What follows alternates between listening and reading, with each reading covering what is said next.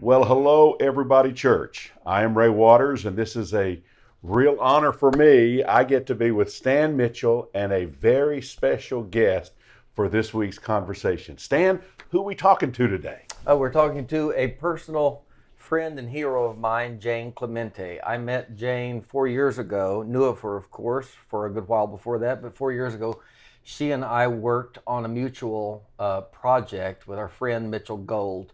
We were protesting, actually, the Southern Baptist Convention in Phoenix, Arizona. Jane is a longtime advocate for the LGBTQ community. She made national headlines in a way that she would never have dreamed, imagined, or wanted some 10 years ago when her son, Tyler Clementi, died by suicide after a horrific incident with bullying. It was out of that tragedy that Jane and her husband started the Tyler Clementi Foundation. Recently, that incredible work asked me to be one of its working board members, and so I've had the privilege of coming even closer to this fabulous lady. And I thought it would be great for our organizations to provide one another a little synergy and us bring her on. We're currently in the middle of a big project. So, Jane, I want to ask, since I haven't had the privilege of meeting you in real life, if you could just help all of our Everybody Church listeners just know a little bit about kind of your story. Kind of Stan alluded to it. Can you just go back to the very beginnings and kind of tell us what set you on this course? Yes, well, it was certainly not my own powers that set me on this course. It was after many heated conversations with a very faithful God that pushed me forward on this. It was a very dark moment in my life. As Stan had mentioned, my son Tyler had just started his freshman year at Rutgers University, and his roommate live streamed him in a sexual encounter with another man, and then posted about it on social media, stating and encouraging many people to come and join and watch the show, as he put it. And it was in that moment that Tyler continued to read those posts and comments and jokes on social media, that his reality became very twisted and distorted. And as I personally learned, that in that really dark moment, when you're really suffering and you are very, very much alone, you often can't find the resources you need, or even that are available to you, that he had. And it was in that dark moment that he made a very permanent decision, to a temporary situation. On September 22nd, 2010, Tyler died by suicide. He was only 18 years old at the time. And in that dark moment, we wanted to try to move forward, since we knew we could not change what had happened to Tyler. Slowly, as my fog lifted, we realized that what we wanted to do was use the attention that the media had brought upon our family, our very private family that did not want any attention. We enjoyed our simple, quiet life. But as my fog lifted, I realized that attention actually was good. It started a lot of conversations about LGBTQ bullying in schools and creating safe spaces in social environments. And that conversation was very welcomed. I wanted to make sure that this never happened to any other person, that no one ever felt the shame or the pain or the humiliation that Tyler experienced. And with that, we started the Tyler Clementi Foundation with a mission to end all online and offline bullying in schools, workplaces, and faith communities. what year was that, Jane, when the foundation actually started? You know, that it could be a long conversation, more than you think. I would say 2012. My Joe would say 2010. In reality, he had ideas of using all the attention much sooner than I could possibly even put the pieces together in my head of what was even happening or how to progress with this. So we did incorporate shortly after Tyler's passing. Joe, my husband at the time, brought the idea to my cousin, Paul, who was a lawyer in New Jersey, and he got the papers rolling to become a nonprofit. So we actually had our nonprofit status before we were a foundation doing anything. So nothing was usual in my path or in my journey. It was all very unique. So we started the foundation shortly after Tyler's death in 2010, but we really started to do more work. We didn't go public until December of 2011, when we finally had a website up, and we finally consented, Joe and I and James, I think, in a few interviews. That was the first time we spoke publicly about what had happened to Tyler. Other than that, other people told the story. And as I started waking up, I realized that a lot of what they were telling was not really who Tyler was. He was just a name in a headline, and he was so much more than that. And we wanted the world to know who he really was. Jane, I am so, I can't believe that I'm getting to talk to you right now, because I remember the story, and I remember how stunning it all was and how tragic. And I just never dreamed that I would be speaking to Mrs. Clementi. That I just can't believe that. I don't know a lot about Tyler's life before his tragic end. Could you just tell us a little bit about what your son was like? Oh, yes. He was had very many different sides, as we all do. He was very curious, and he loved to explore. He was very determined. When he set his mind to something, he carried it out with great energy and gusto and enjoyment. He was very much into finding solutions and looking for answers, which is so not what most people think of him. He always had this real warm, welcoming smile on his face, which I think in hindsight, as I look back, I think was a way of making it easier for him to hide who he was. Not only hiding his sexual orientation, but maybe even his mental status. But he always woke up every morning with this huge smile on his face, and I just thought that just meant everything was good. Obviously, it wasn't. One of the things that was most special, I think, was he was a truly gifted musician. He was a wonderful violin player, and I know that that's not just a proud mom saying that. He actually was able to play in the State Orchestra of New Jersey and several other orchestras. And when he went to Rutgers University, he auditioned for a chair, which is the normal way of getting placed and seated in an orchestra. And instead of getting a good chair in the undergraduate orchestra that everyone had a spot in, he was one of only 2 freshmen that got a seat in the upperclassmen orchestra, which was for majors in music, so music majors. So I think that speaks a little bit to his gifts and abilities. And as a son, he just always pushed me into new spaces and opened my world a lot. And interestingly, he's still doing that for me. What, in terms of religious upbringing and spirituality, give us a little context of your family. You were evangelical, as I understand it? Yes, we had been attending an evangelical church. It was originally, when I started going there, was a non-denominational Bible church, but eventually words like evangelical started flowing very freely. And then, as I learned even after Tyler's passing, the lead pastor, who was wonderful and sweet and kind and loving and a very godly man, but he was also ordained as a Southern Baptist pastor, which I didn't even know at the time. And I had been through many different journeys in my life. I was journeying to try to find God.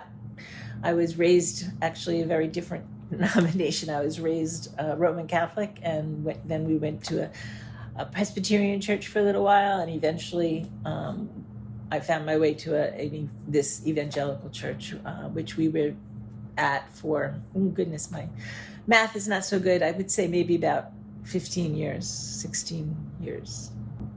And again, I can't say enough about them. They were a very kind and loving place for me in my darkest moments. and they did support our family and myself, but unfortunately they couldn't come along on the journey with me to becoming affirming. And that was something I definitely needed to do. In terms of Tyler's sexuality, was that something that you guys had talked about? Had he ever broached that subject with you? Was it always brewing? Did you know it was there? Or were you just all totally blown away by the reality when it all came out? I was totally blown away. Tyler did come out 2 days before leaving for college. That was when he came out to me. I was very shocked and surprised. And Tyler is the youngest of 3 children. He's my youngest. And my older son is also gay. And he had not been out at the time. But interestingly, during that summer before Tyler left and before Tyler came out, I was processing James with Tyler. So we had several conversations. Just Tyler just didn't end the conversation by saying, well, I'm gay also. So I had one son who I was waiting for to come out and had another son who totally blew me away. So I can relate to many people on many different levels. Oh my goodness, I know. Now, when you started the organization right away, you knew that bullying was going to be the focus, that it was going to be online bullying or bullying really in any fashion? Actually, we did not. We realized that there was something happening bigger than us and that there was a lot of attention, and we needed to make sure that we channeled the attention and the conversation the way we wanted to direct it about Tyler. And there were several main points that we could have focused on. Of course, there was suicide. But initially, I couldn't even say the S word. That it was just something I couldn't even relate to at all.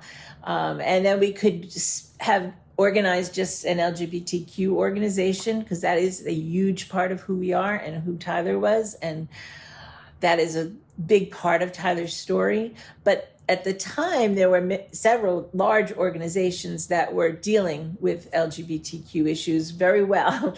GLSEN, GLAAD, HRC, and even locally in New Jersey, Garden State Equality and each state's equality or comparable spot. But one spot that there was a huge void in was bullying. There was not a lot of conversation or organized or an organized organization reaching and talking into that space. So that's when we decided we would focus on that. And for me, that was an easier space, even though that was difficult in itself, because the thought of someone targeting Tyler and using him as a brunt of a joke or sarcasm to harm him in some way was really hard for me to even accept in that reality. But it was a little bit easier of an ask than to talk about suicide. Jane, was this coinciding also with our government's broaching of this subject? Because I remember in my own, I have a 21-year-old and a 14-year-old. In their lives, there was a time in school back some time ago when bullying really came to the fore and was much talked about. Was it coincidental to what you were doing?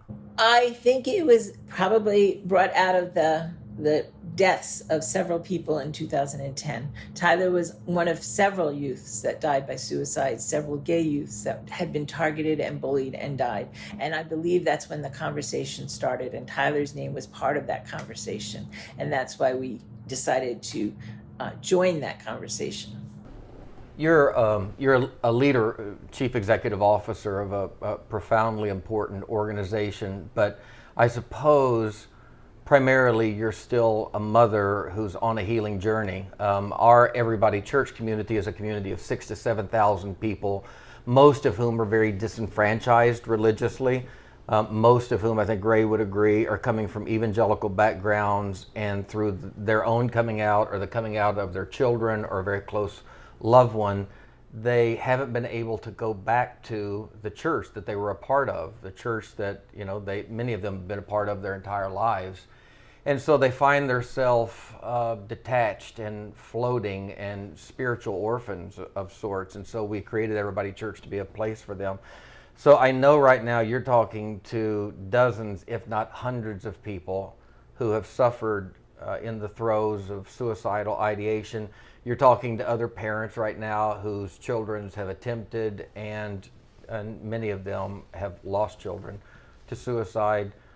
What part of just maintaining your own sanity has the organization and the work been? I think at this point it's been a huge help to me in healing. It has given me a passion, it's given me a purpose, it's given me a feeling of not being so alone, because everywhere I go, there are people that share their own stories with me, stories that might not be the exact same as Tyler, but I think they have the shared same emotions of Tyler, shared feelings of either loneliness, isolation, shame, humiliation, being the target of a joke, as well as feelings of rejection. And I think that has been helpful to me to know that Tyler's experience is not that unique. It is unique, but it's not that unique. There are others that are painfully suffering in silence, and being able to go and meet with people and allowing them to be able to share and give voice to their stories helps them in their journey, and that then helps me in my journey. It's a sort of a, helping each other. It's hard to explain and put it into words, but it is certainly a good place to be. I mean, it's hard to relive Tyler's story, and I don't enjoy that part of it at all.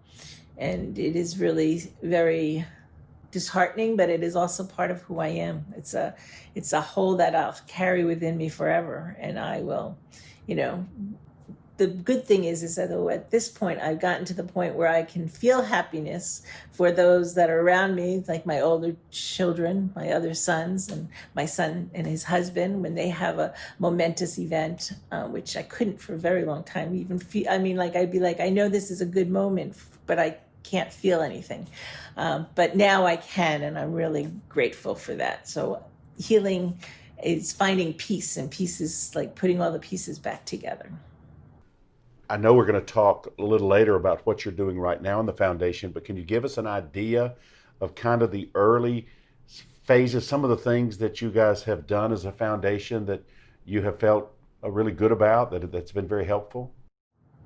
Sure. Well, I guess one of the very first things was creating our very first program out of Tyler's story, which was the fact that when we were hearing about what had happened to Tyler, what we were hearing over and over again was that there were a lot of people that were seeing what was happening to Tyler, a lot of people that remained quiet and passive. And what we did was turn that around. And because we also were learning a lot about bullying situation, unwanted, aggressive, intentional behavior towards someone, usually based on a difference.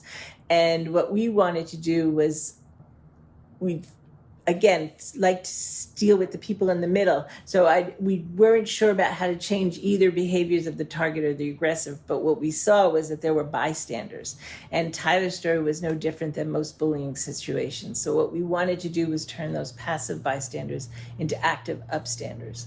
And an upstander is someone that in the bullying situation, when they see something happening, if they feel safe, they will try to interrupt the situation by speaking up and start trying to say simple words like, I don't find that funny, this isn't entertaining, those words aren't acceptable. There's a million ways to interrupt with words.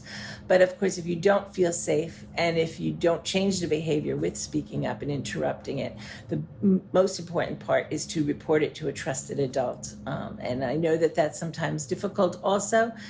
We teach our young children since the time they're little to not tattletale on other people. But if you have someone's well-being at heart, we really want you to make sure you know where your safe people are and you speak up and tell them what's happening. And most importantly, also, another important part of that situation is to reach out to the person being targeted.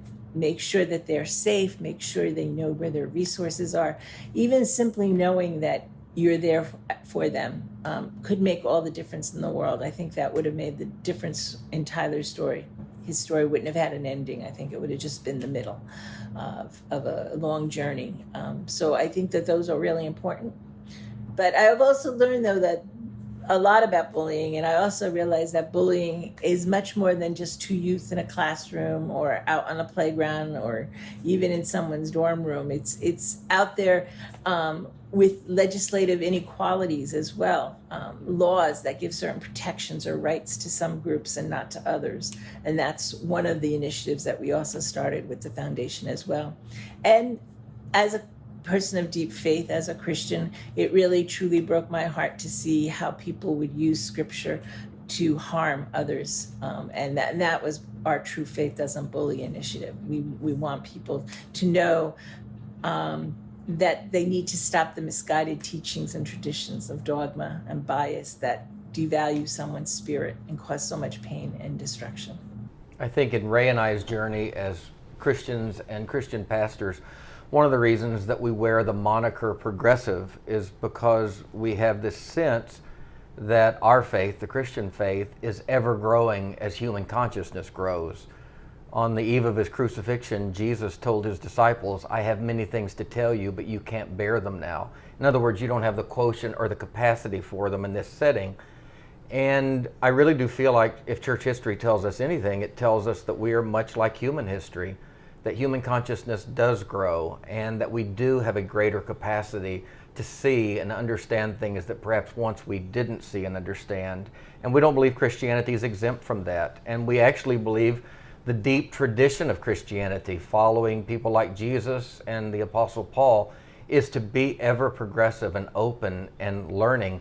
And I think one of the things that we really are deeply convicted about is just exactly what you said, that the Bible has been used to create systems of thought, ideologies that in and of themselves are bullying. I don't have any doubt that there are people of ill heart who justify their ill-heartedness and their bad actions by creating religious formulas or political formulas that undergird their action. I also think there's really good people who fall prey to these systems of thought and these systems, and they unwittingly and unconsciously perpetuate ideas that are in and of themselves bullying. And sadly enough, I think as society grows, as culture grows, in government and education and healthcare and all of the other major pillars, I think religion is still a place where bullies can go and find asylum and haven, because some of our ideas have not grown with the passing of time. And I think people of color have faced that from the Christian church. Women have faced that and still are facing that. Divorcees are facing that.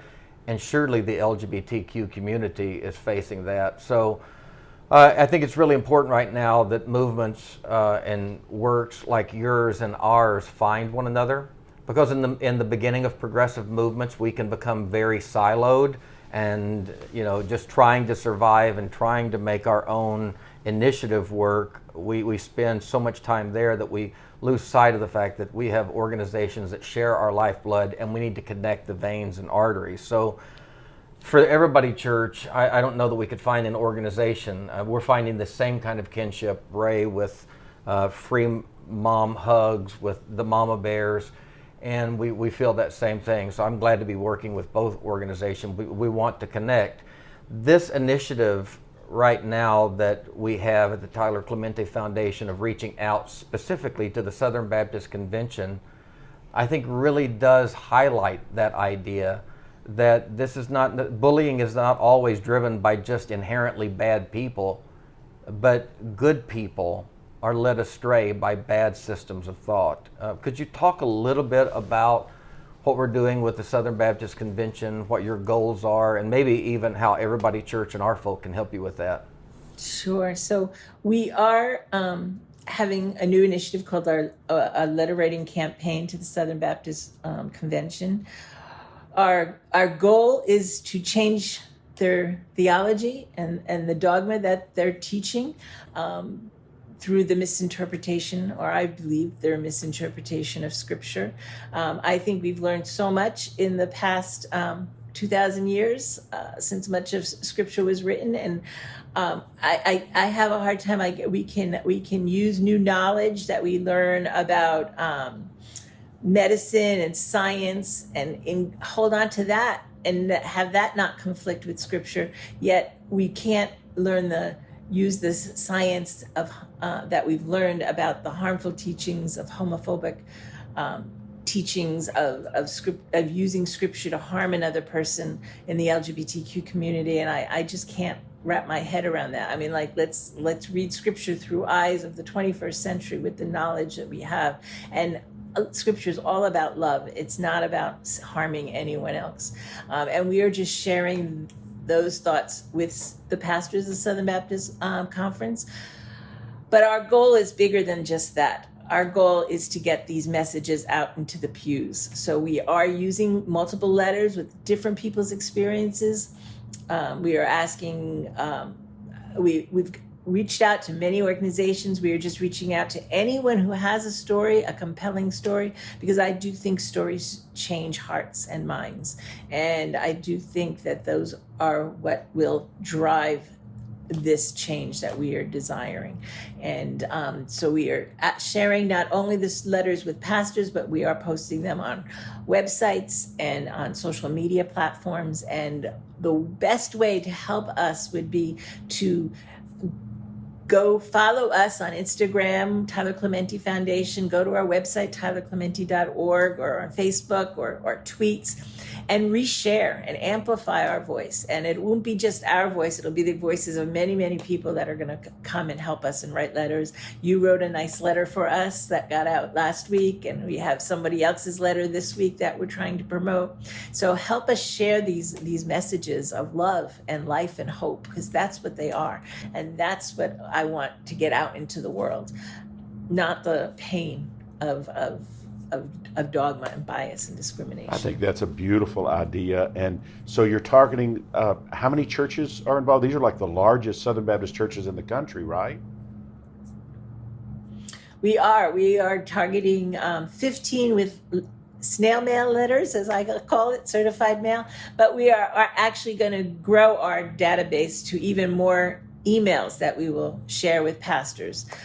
So we are looking for emails of pastors that you think might be open, might have open hearts and minds, soft hearts, that need a little bit of help to help them along on their journey. I think it's a beautiful idea, and I think the way you articulate everything you've talked to us about is so beautiful, and it is love-based, and I can't tell you what the conversation has meant to me. Stan has told me about you and the work that you guys are doing, but I just can't believe that we've had the opportunity to spend this time together.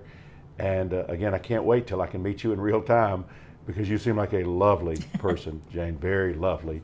And I thank you for your time. Thank you. You're very sweet. Well, we would like to consider you a member of Everybody Church. Yes. I don't know if you have a membership, and we're not trying to proselyte, but No. From our perspective, you're a part of us, and we relish the opportunity to build community with you and to see our organizations really symbiotically feed one another.